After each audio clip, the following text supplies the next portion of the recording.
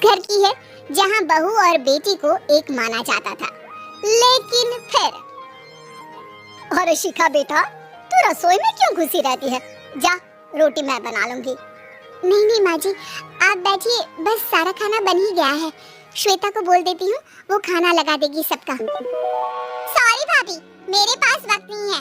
माँ, मुझे पैसे देना, पार्लर जाना है। हाँ हाँ चली जाना, भाभी को भी ले जाना। वो भी जाने को बोल रही थी पार्लर, पर पहले ना मदद कर दे उसके खाना लगाने में। देख माँ, वो बहू है, उसे बहू रहने देना। इतना सर पर मत चढ़ा भाभी को। श्वेता, ज्यादा मत बोला कर। बहू और बेटी में कोई फर्क नहीं होता है। जा जाकर काम कर। ननद को माँ का भाभी से इस तरह प्यार करना बिल्कुल अच्छा नहीं लगता।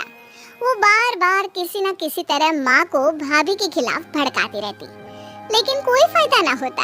एक रोज, अरे बेटे किशन, जा बहू को कहीं घुमा कर ला, सारा दिन घर में काम करती रहती है।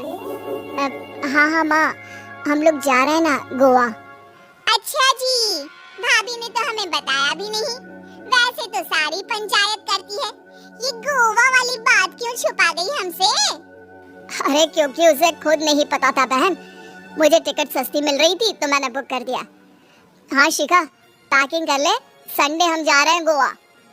दोपहर में शिखा पैकिंग कर रही थी कि सास आ जाती है।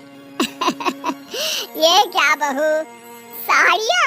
अरे गोवा जा रही है घूमने या फिर शादी में मायके हैं? माँ जी, ऐसा कुछ है ही नहीं, समझ में नहीं आ रहा क्या रखूं कपड़े में। अरे तेरी और श्वेता की साइज तो एक ही है, उसके कुछ मॉडर्न कपड़े ले ले, आकर लौटा देना। हाँ माँ जी, ये ठीक रहेगा। शिखा श्वेता के पास जाती है और उससे कपड़े मांगती है। ना जी ना, मैं अपने कपड़े ना दूं, वैसे भी फैल जाएंगे मेरे कपड़े, बहुत महंगे वाले हैं। शिखा मुंह लटकाकर कमरे में आ जाती है तो सास कहती है, चल तैयार हो जा, तुझे मैं शॉपिंग करा कर लाती हूँ गोवा की। बस फिर क्या था, सास बहू निकल जाते हैं मार्केट और एक से बढ़कर एक ड्रेस खरीद कर घर आते हैं। पहले बता देती कि नए कपड़े दिलाने वाली है भाभी को, तो मैं अपने ही दे देती ना भाभी को, मुझे दिला देती नए कपड़े। देख श्वेता, परिवार का मतलब सबके साथ रहना होता है, ना कि सिर्फ अपना सोचना। वैसे भी तुझे अच्छे संस्कार सीखने चाहिए। और रही बात कपड़ों की, तो शिखा, आज से घर पर भी तू मॉडर्न कपड़े ही पहनेगी, कोई जरूरत नहीं है ये साड़ी वाड़ी लपेटने की। अब क्या था, घर पर श्वेता और शिखा एक जैसे रहते। एक बार पड़ोसन आती है। अरे बेटा, अपनी माँ को तो बुलाना, जरा बात करनी है। शिखा सास को बताती है और रसोई में चली जाती है। ये आपकी बेटी बहुत बड़ी हो गई है, इसके लिए एक रिश्ता है, कहो तो बता दूं। ये बेटी नहीं बहू है, घर में सब एक जैसा ही रहता है। वैसे मेरी बेटी भी बड़ी हो गई है, कोई रिश्ता हो तो जरूर बताना। पड़ोसन रिश्ता लेकर उन लोगों के घर आती है। तब श्वेता की होने वाली सास कहती है, तो ये घर है, कितने मंजिल का है? और ये बहू ने आपकी क्या पहन रखा है, जीन्स टॉप? अरे भाई, साड़ी वाड़ी नहीं है क्या इसके पास? देखिए, सर्दी है तो साड़ी में बहू कैसे मैनेज करती, वैसे पहनती है साड़ी भी। देखिए, हम लोग ठहरे पैसे वाले लोग, कोई कमी नहीं है हम लोगों के पास पैसों की, बहुत पैसे हैं, जमीन, नौकर, चाकर, कार, सब कुछ है, लेकिन घर में संस्कारी बहू चाहिए, समझ रही है ना आप? सास कुछ कहती कि श्वेता बोल पड़ती है, हाय रे, नौकर चाकर से लेकर जमीन, कार, पैसा, हाँ मुझे रिश्ता मंजूर है मुझे। अरे रुक जा श्वेता, मैं बात कर रही हूँ ना। देखिए, हम लोगों के घर इतनी आजादी नहीं मिलेगी। अरे हाँ कर देना माँ, हाँ कर दे जल्दी से। सास क्या करती, बेटी की शादी ऐसे घर में कर देती है जहाँ ना उनके विचार मिलते हैं और ना ही आचार। शादी के बाद एक रोज फोन पर, श्वेता बेटा एक बार घर आ जा, बहुत दिल करता है तुझे देखने का। माँ वो घर पर बहुत काम होता है, कैसे आऊँ? बड़ा घर है लेकिन आने जाने वालों की लाइन ही लगी रहती है। बेटा मैं तो जानती थी उस घर का हाल, लेकिन तू ही नहीं मान रही थी। माँ देख, हर घर का यही हाल है। तेरी बेटी को यहाँ घूंघट हटाने की परमिशन नहीं है और एक तरफ भाभी स्कर्ट पहनकर घूम रही है।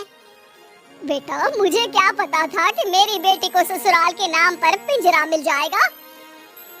अच्छा माँ, फोन रखती हूँ, सास को गर्मा गर्म रोटी खिलानी है।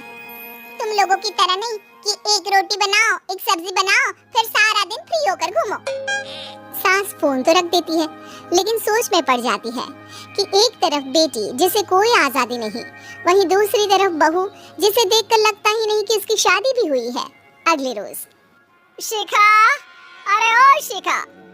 हाँ माँ, क्या हुआ? कुछ चाहिए आपको? मैं जिम जा रही थी। जिम के कपड़ों में बहू को देखकर सास को घूंघट में अपनी बेटी का ख्याल आता है। देख बहू, घर में बहू की तरह रहा कर। इतने टाइट कपड़े पहनकर जिम जाना पसंद नहीं मुझे। जा जाकर रोटी बना। रोटी? माँ, अभी तो शाम के 6 बजे हैं। इस वक्त रोटी? अब क्या मेरे खाने पीने पर भी पहरा है? अरे जब मर्जी तब मैं अपने घर में खा भी नहीं सकती क्या? बहू को अजीब लगता है। वो समझ नहीं पाती कि जो सास कल तक इतनी सपोर्टिव थी, उन्हें अचानक से क्या हो गया। वो किचन में जाती है, गरम रोटी के साथ 2 तरह की सब्जी, रायता, सलाद सब लेकर सास के पास आती है। माँ जी, खाना। इतना सारा खाना? राक्षस समझा है क्या मुझे? रोटी मांगी थी मैंने गर्मा गरम बस। पर माँ जी, रोटी खाती किससे आप?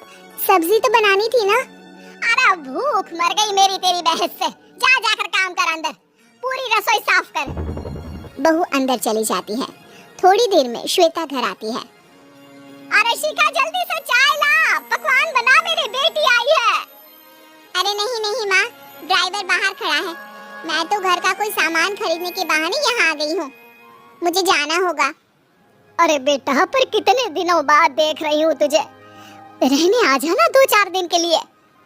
आ जाऊंगी माँ, जब मेरी सास मरेगी तब। मैं तो रोज मन्नत मानती हूँ कि मेरी सास मर जाए तो अच्छा है। अच्छा चल, जा रही हूँ माँ। हे भगवान, कैसे कैसे दिन देखने पड़ रहे हैं मेरी बेटी को।